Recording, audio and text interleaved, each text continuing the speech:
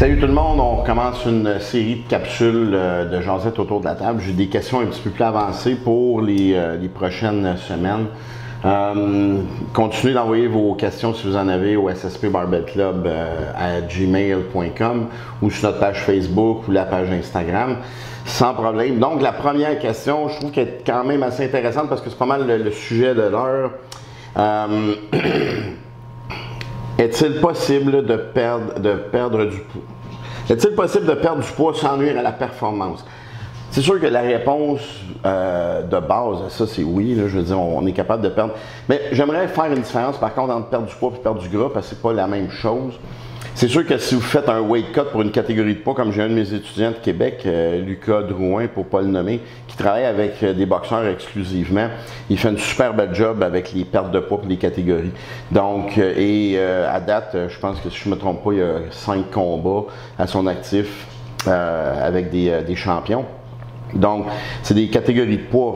Donc, il y a une technique spéciale pour ça. Moi, en powerlifting, je fais un peu ça, mais les catégories de poids, généralement, mes athlètes en powerlifting vont rester à peu près dans leur catégorie à 1 ou 2 livres proches. Donc, c'est sûr que la perte de gras, moi, je suis un fervent preneur de ça, malgré qu'en powerlifting, c'est moins important qu'en bodybuilding.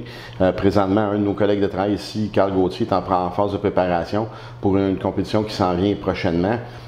Carl, ses performances ne descendent pas vraiment en gym, en performance de bodybuilding, mais il s'en vient de plus en plus lean. Donc, c'est sûr que le seuil de fatigue est un petit peu plus élevé. Donc, c'est la chose que moi, je pense qui est à vérifier. Si vous voulez faire une perte de poids pour changer de catégorie de poids, moi, c'est pas quelque chose que je suis un gros fan de descendre de catégorie de poids parce que beaucoup de gens sont à la recherche de Wilks et c'est toujours la charge levée par rapport au poids qu'on pèse. Moi, je suis un powerlifter de la vieille ère et pour moi, c'est plus qu'est-ce que tu es capable de lever versus le Wilks. Donc, si tu es capable de lever une barre avec une charge X et ton poids corporel, c'est ça, ton poids corporel reste pareil, le poids de la barre augmente de 10, 15, 20%. À mon avis, moi, tu es devenu plus fort. Je ne suis pas un tripeux de commencer à jouer avec des poids. Par contre, il y a des sports que tu n'as pas vraiment le choix. Carl fait des catégories de poids. Lucas, avec ses athlètes, font des catégories de poids. Donc, mais il y a une différence que vous devez faire entre devenir lean, perdre du gras et perdre de la masse. En fait, perdre du poids.